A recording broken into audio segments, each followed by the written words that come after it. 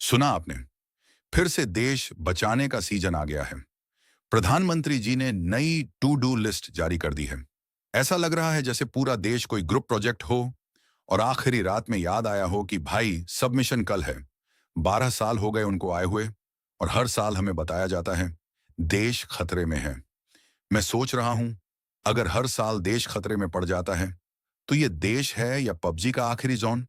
और मजेदार बात यह है कि देश बचाने की जिम्मेदारी हमेशा जनता की होती है। मतलब वोटिंग वो खुद संभाल लेंगे, बाकी अर्थव्यवस्था, पर्यावरण, पेट्रोल, गोल्ड, खेती, ट्रैफिक सब तुम लोग संभालो। इतनी लंबी लिस्ट दे दी है कि अब लगता है आधार कार्ड के पीछे नियम लिखे जाएंगे। पहला आदेश आया, गोल्ड मत खरीदो। भाई, किसको बोल रहे हो?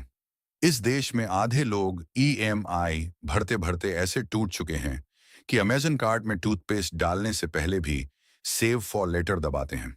गोल्ड खरीदना तो दूर, हम तो ज्वेलरी शॉप में एसी खाने जाते हैं। एक ही इंसान होगा जो सच में ऑफेंड हुआ होगा, नीता अंबानी।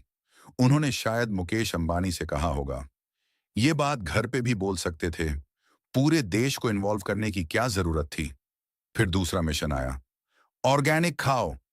अब ये ऐसे बोल रहे हैं जैसे हम लोग रोज पेस्टिसाइड की चटनी खा रहे थे। भाई, थोड़ा झर पास करना।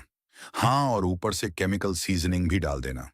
ऑर्गेनिक इतना महंगा है कि सब्जी वाला जब बोलता है ऑर्गेनिक है तो मैं पूछता हूं, भाई सब्जी बेच रहे हो या आईफोन? फिर कहा गया पब्लिक ट्रांसपोर्ट इस्तेमाल करो। और ये घोषणा ऐसे समय हुई जब पीछे 40 गाड़ियों का काफिला निकल रहा था। अब जनता भी इंस्पायर्ड हो गई। एक अधिकारी साइकिल से ऑफिस जा रहे थे, लेकिन उनके पीछे एक सिक्योरिटी कार, एक पुलिस जीप, 2 बाइक, एक कैमरामैन। मतलब आदमी अकेला साइकिल चला रहा था, लेकिन लग ऐसा रहा था जैसे टूर डे फ्रांस की ओपनिंग सेरेमनी हो। फिर कहा गया विदेश यात्रा कम करो। ये सुनते ही मिडिल क्लास इमोशनल हो गया। भाई, हम तो पासपोर्ट की फोटो देखकर ही सेटिस्फाइड हैं।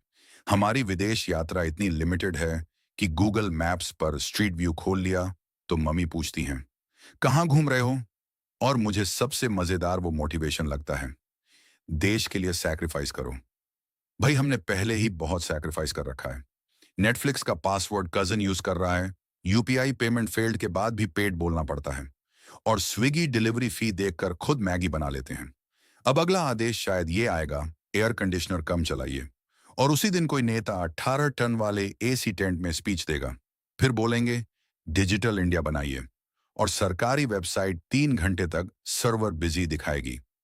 देश में सबसे कंसिस्टेंट चीज क्या है पता है? हर साल नया कैंपेन और जनता का वही कंफ्यूज्ड रिएक्शन। ठीक है, लेकिन करना क्या है एग्जैक्टली?